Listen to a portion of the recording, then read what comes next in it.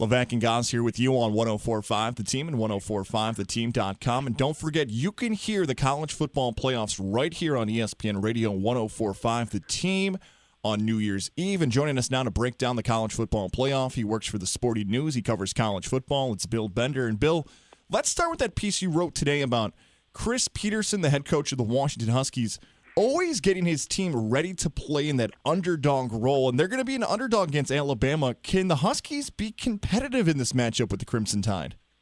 I think they can. I mean, maybe that's just me remembering these Boise State games from the past where this guy's consistently, got an underdog up. And I just think it's human nature.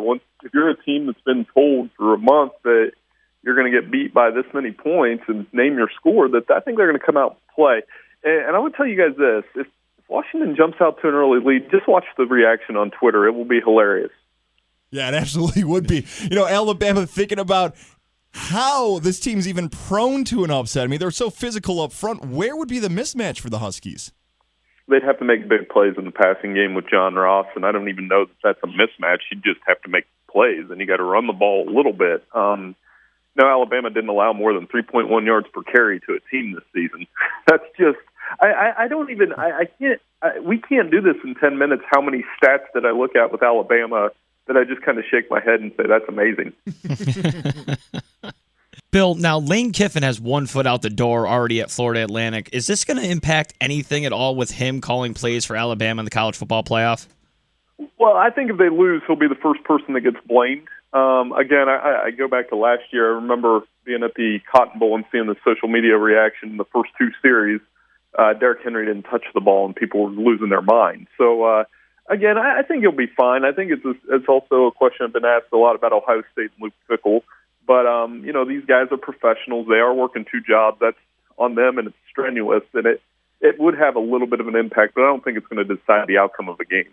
Bill Bender from the Sporty News. He covers college football and joining us here on 104.5 The Team and 104.5theteam.com. And make sure to follow him on Twitter at BillBender92. He has a piece up now talking about Alabama's dynasty they've built in college football. And you offered up the question, is Alabama's dynasty good for college football?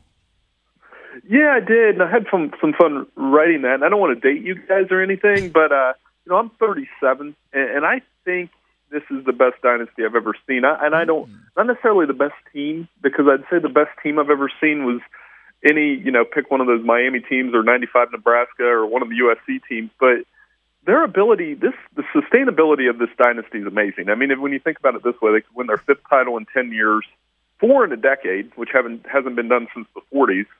It's really an amazing run they're on. And it's amazing to think about the Joe Tessitore, Capital Region guy. You mentioned there that his son's in high school, and he doesn't remember Alabama never being good, and they had a huge upset in 2007 to UL Monroe Alabama lost to? It was UL Monroe. I actually remember that game. And this is something that I talked to a buddy after that season. I kind of saw Alabama's recruiting, and I just made like a joke. And I'm not taking credit for anything here, but I remember making a joke to a buddy, and I said, yeah, look, top recruiting class, here comes Bear Bryant. And then sure enough, 10 years later, it's on the level of anything Bear Bryant's done. And, I don't know if it's good or bad. I think it's good for the sport in general. I think it's been bad for the SEC, though, because you look at the SEC right now, and it's Alabama and everybody else. Bill, when we move to the other matchup between Ohio State and Clemson, when you look at this matchup, is this game going to be decided by the quarterback play between J.T. Barrett and Deshaun Watson, or are you looking elsewhere?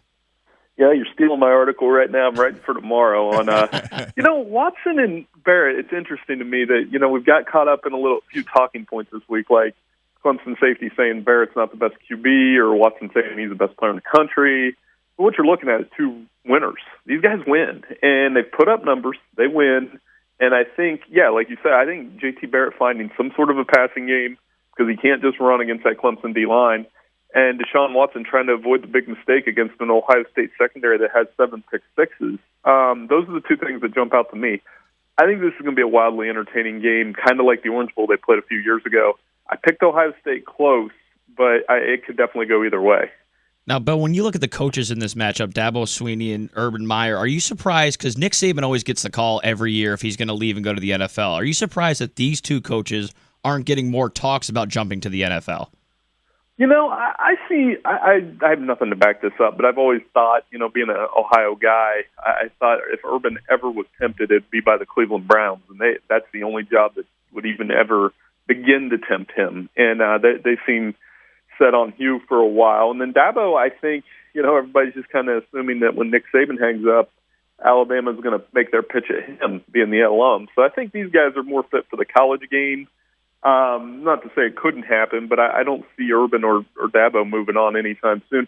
And you're dealing with 4 really good coaches in this playoff. So, I don't see any of these guys going anywhere at least for the next few years. We're 2 days away from these big games kicking off on New Year's Eve. You touched on you may have taken Ohio State a bit close, but do you have the Buckeyes taking on the Crimson Tide in the national championship game? Yeah, I do. I think the ratings on that will be crazy. And these are really the two predominant programs. I mean, I know I wrote about Alabama being a dynasty, but there was a section in there about Ohio State kind of being the one program that can challenge them from everything. And it's interesting because I think Michigan isn't too far behind them. The Michigan-Ohio State game was obviously close this year. I think Michigan's going to win the Orange Bowl, and I wouldn't be surprised if they win that decisively. Because I think Harbaugh's got them moving in the right direction. So it's interesting to see that, but it's on somebody to step up and beat Alabama. Don't forget you can hear the college football playoff right here on ESPN Radio 104.5, the team on New Year's Eve. And he covers college football for the Sporting News. Make sure to follow him on Twitter at BillBender92. Bill Bender. Bill, thank you so much for the time. Enjoy the matchups this weekend, and happy holidays. Absolutely, guys. Happy New Year, and thank you so much.